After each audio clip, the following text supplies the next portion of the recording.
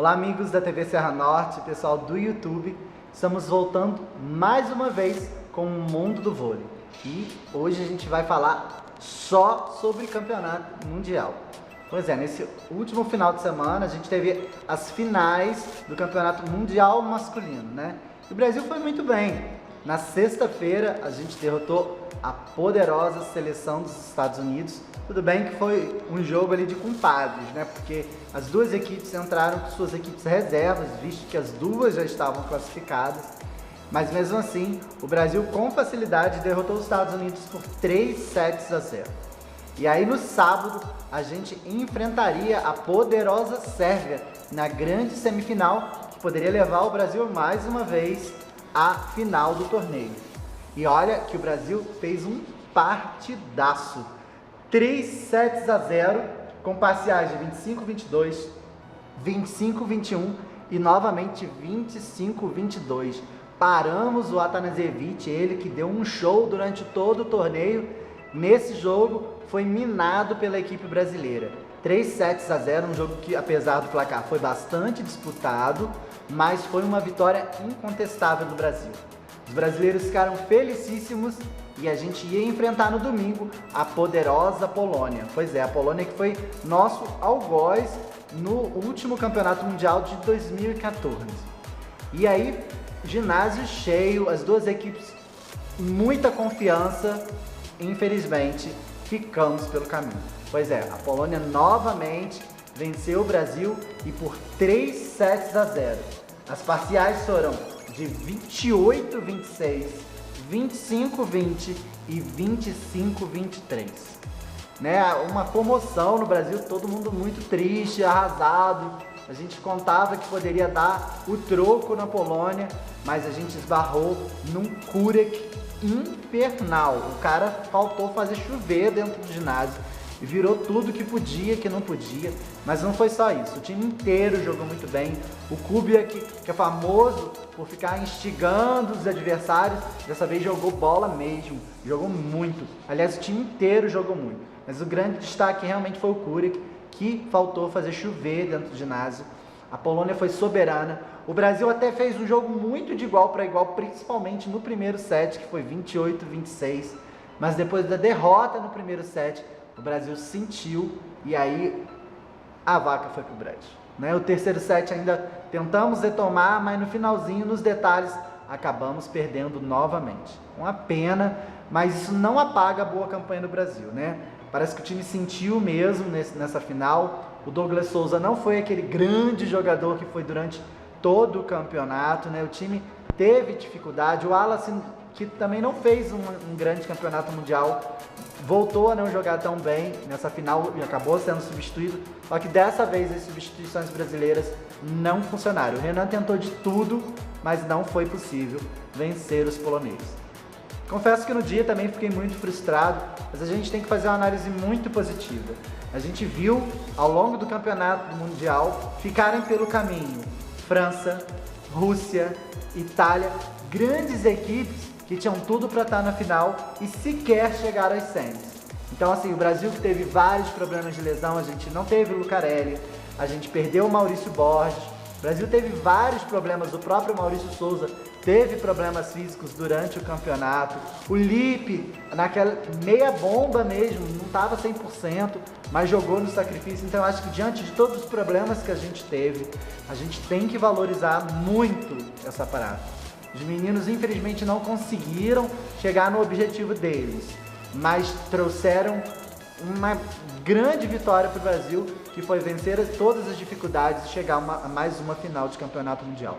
E eu acho que, acima de tudo, a gente pode tirar dois fatos muito bons para o Brasil. Mesmo sem Lucarelli, mesmo sem Maurício Borges, a gente praticamente jogando com ponteiros reservas, a gente viu um Douglas aí ressurgindo praticamente como uma fênix mesmo. Ele que depois de ter sido extremamente criticado na seleção brasileira, ter sido criticado também no seu clube onde ele era titular e todos contestavam a sua capacidade para ser um titular, ele veio para o Campeonato Mundial e arrebentou. Foi o jogador da seleção brasileira, não tem como eleger outro maior destaque do que ele. O moleque cresceu muito, se se agigantou dentro de quadra e foi o nome do Brasil no Mundial. Então, assim, é muito bom a gente ver o crescimento desse atleta que pode vir dar muitas alegrias ao Brasil. Só vai somar a nossa equipe. E eu vejo ali um diamante a ser lapidado, que é o Mike. O Mike entrou ali revezando com o Thales, né? O Thales passando, o Mike defendendo. O menino tem 21 anos, galera. 21 anos. E defende como poucas vezes eu vi outro jogador defender. O moleque é craque. Craque mesmo. E tem aí muitos anos para dar muitas alegrias ao Brasil. Então eu acho que a gente tem que fazer assim, uma análise positiva da participação do Brasil. Apesar de não ter levado o título, o Brasil traz bons frutos desse Mundial. Então, vamos levantar a cabeça. Agora vai começar a temporada de clubes, né? Vem aí a Superliga. A gente está aí já na fase final, né, dos campeonatos regionais. E a Superliga promete pegar fogo e a gente já começa a pensar o quê? Olimpíada de Tóquio 2020. O Brasil vai ter Lucarelli de volta, Douglas em franca ascensão. Não vamos ter o Lipe. O Lipe anunciou, né, ao final do jogo que está se aposentando. Eu acho que ele se aposentou de uma maneira brilhante, né? Ele deu o que tinha que dar, jogou muito, fez um grande Mundial, apesar de todas as deficiências físicas. E vai com Deus, meu amigo, você deu um show, contribuiu muito para todo o sucesso da seleção brasileira. E além do Lucarelli, além do Douglas, a gente vai ter Leal. Yohanzi Leal, cubano naturalizado brasileiro, estará muito provavelmente em Tóquio 2020, defendendo as cores do Brasil. Então a gente não pode abaixar a cabeça, ainda estamos sim entre os melhores times do mundo. Bom, depois de falar dos meninos, a gente vai falar das meninas que começaram a sua participação também neste final de semana. O Brasil começou a sua estreia enfrentando Porto Rico, quando vencemos com autoridade o 3-7-0. Parciais de 27-25, 25-12 e, não assusta não, isso mesmo, 25-7 no terceiro set. Pois é, o primeiro set foi conturbado, a gente não conhecia, não tinha muita informação de Porto Rico, as meninas tiveram uma certa dificuldade, o set foi ali pau a pau, mas a partir do segundo set, sabe que estreia é complicado, campeonato mundial 3 vezes pior, então as meninas estavam muito nervosas, mas a poeira baixou no segundo set e o Brasil se impôs e com facilidade venceu por 3-0. O Brasil entrou em quadra com Danilin Standara, Fernanda Garay, Gabi, Carol, Bia e Suelen. Muito bem, as meninas foram super bem, a Garay foi a maior pontuadora do jogo com 13 pontos. Né? Então o Brasil começou super bem e no dia seguinte pegamos um time já mais forte, um time experimentado, que é a República Dominicana, que é treinada aí pelo brasileiro Marcos Kiviek. Já está há anos lá fazendo um trabalho muito maneiro com a República Dominicana, que foi inclusive campeã sub-23, né? Então, fruto aí do trabalho do Kiviek, que engloba todas as categorias lá na República Dominicana. Um time muito forte fisicamente, lembra muito a equipe cubana, mas que tem alguns problemas técnicos. E o Brasil, mais uma vez, fez 3-0, com parciais de 25-15, 25-20 e 25-22. O Brasil foi muito bem e teve aí Tandara e, novamente, a Fernanda Garay como suas maiores pontuadoras, com 15 e 14 pontos, respectivamente. O Brasil forte aí, mostrou muita força no bloqueio, inclusive, e aniquilou a República Dominicana, né? A República Dominicana que vem com jogadoras muito altas e muito fortes, tiveram muita dificuldade para passar pelo bloqueio brasileiro. Tudo bem, 2 jogos, 2 vitórias, e aí veio na segunda-feira o grande teste do Brasil. A gente pegou as vice-campeãs olímpicas, as sérvias. Pegou? Não, não pegou. A gente perdeu, gente, e perdeu feio.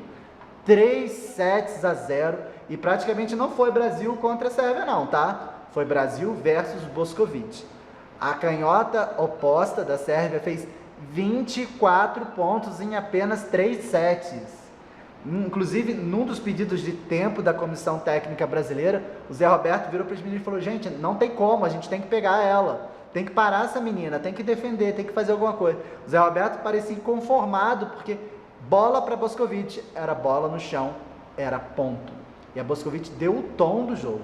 Mas não foi só ela não, tá? O time jogou muito e, como eu já temia, a volta da levantadora Ognjanović deu outra cara para o time sérvio. O time sérvio que jogou a Liga das Nações sem a levantadora titular, né? Ela que pediu dispensa depois dos Jogos Olímpicos do Brasil, né? Mudou de cara com o Ugojinovic, que ela deu um show, veio muita velocidade, arriscando com as centrais. Teve tudo bem, passe o tempo inteiro na mão, o Brasil não conseguiu quebrar a fraca recepção sérvia, né? Ali passaram praticamente só com o Popovic e com a Mielenko, as duas fecharam o fundo de quadra e o Brasil não conseguiu quebrar o passe. O Ugojinovic com o passe na mão fez chover e deixou a canhotinha arrebentando com o Brasil. 24 pontos da Bošković e o Brasil fez apenas 2 pontos de bloqueio no jogo. É muito pouco para uma equipe que prima muito pelo sistema de bloqueio e defesa. O Brasil ficou devendo muito, a gente viu que tem que evoluir muito para chegar forte às finais, né? E ontem, a gente fechando a fase de classificação, pegamos a fraca seleção do Quênia. O Brasil não teve dificuldade por fechar em 3-7-0, com parciais de 25-13, 25-10 e 25-16. Time que jogou quase que o jogo inteiro com o time reserva, inclusive com a Natália entrando de titular a partir do segundo set e sendo a maior pontuadora do Brasil, com 12 pontos. Uma felicidade aí para os brasileiros ver a Natália voltando a jogar com a amarelinha e jogar em alto nível. É claro que ela está ainda fora de forma, sem ritmo de jogo, mas esses jogos mais fracos são importantes para reencaixá-la na equipe e dar aí suporte para que ela possa chegar bem até a fase final. O Brasil realmente não teve dificuldade e se recuperou da derrota contra a Sérvia, que era uma derrota que podia acontecer. A gente fica triste, até pela disparidade que teve no jogo, mas o Brasil perdeu quando podia perder, né? Agora falta só mais o Cazaquistão para a gente enfrentar nessa fase, e aí a gente leva esses resultados para a segunda fase, que vai ser um pouco mais difícil, mas também nenhum bicho de 7 cabeças. Então o Brasil continua forte na luta, precisa sim melhorar, precisa crescer muito, tem grandes jogadoras, e aliás a gente vai falar de uma delas agora na personalidade do vôlei.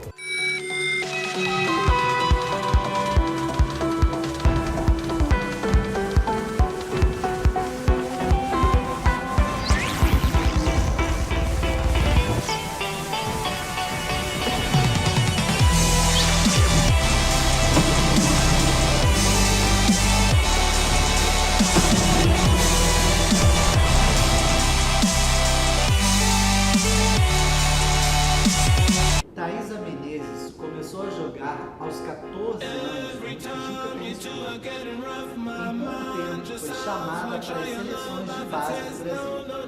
Em 2005 foi campeã mundial juvenil, mesmo sendo mais nova que a maioria dos adversários. Na seleção principal foi campeã da Copa Pan-Americana em 2006 em Porto Rico, mas esteve fora do grupo e foi vice-campeão mundial no mesmo ano no Japão.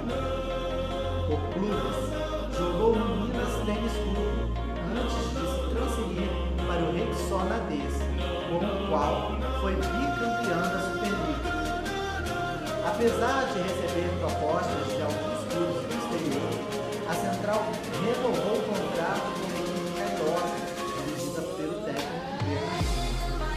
Em 2007, após ter feito uma excelente Superliga, Thaisa foi convocada para integrar as 12 atletas da seleção adulta, comandada pelo técnico José Roberto Guimarães, que disputaram os Jogos Pan-Americanos no Rio de Janeiro. Sua participação no PAN lhe rendeu a medalha de prata e uma segunda convocação em 2007 para disputar a Copa do Mundo realizada no Japão, na qual novamente ganhou a medalha de prata. Thaisa é a maior jogadora da seleção feminina, tendo 1,96m de altura e pesando 79 quilos. Entre 2008 e 2016, a Central jogou por Osasco, com o qual conquistou o bicampeonato da Superliga e o campeonato mundial em 2012. Durante a temporada 2016-17, defendeu o clube turco do Elazığspor, com o qual conquistou seu segundo título mundial de clubes. No dia 4 de 4 de 2016, a Central, atuando pelo Elazığspor, em uma partida contra o arquirrival Fenerbahçe, lesionou o tornozelo.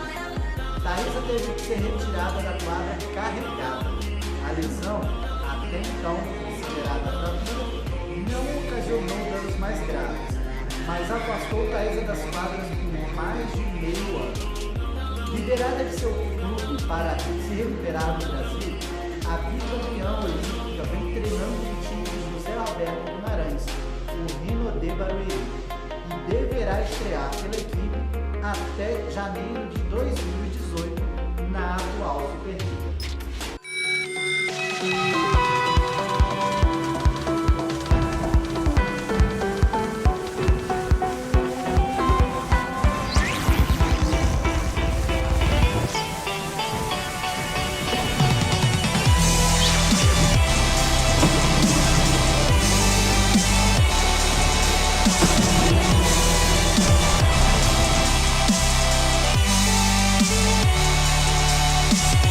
Bom, gente, e depois de falar da Thaísa, essa guerreira brasileira, menina que passou por várias lesões na carreira e no ano passado teve 2 gravíssimas, muitos apontavam como o fim da carreira da Thaísa e hoje ela está aí fazendo parte do grupo que está no Mundial. A gente sabe que ela não está 100%, mas não dá para subestimar a Thaísa, né? Ela está sempre correndo atrás, ela se cobra muito, sempre tentando ser melhor, e a gente torce muito por você, Thaísa, que você faça um grande Mundial e possa ajudar o Brasil a trazer mais uma medalha para nós da torcida brasileira, tá bom? Galera, a gente vai ficando por aqui e semana que vem a gente volta para falar ainda mais de Mundial. O masculino acabou, mas o feminino vai estar pegando fogo e ó, já tá chegando Superliga aí, hein? Fica ligadinho na gente que não vai faltar assunto de voleibol pra gente trocar ideia aqui, tá bom? Um beijo grande e até lá!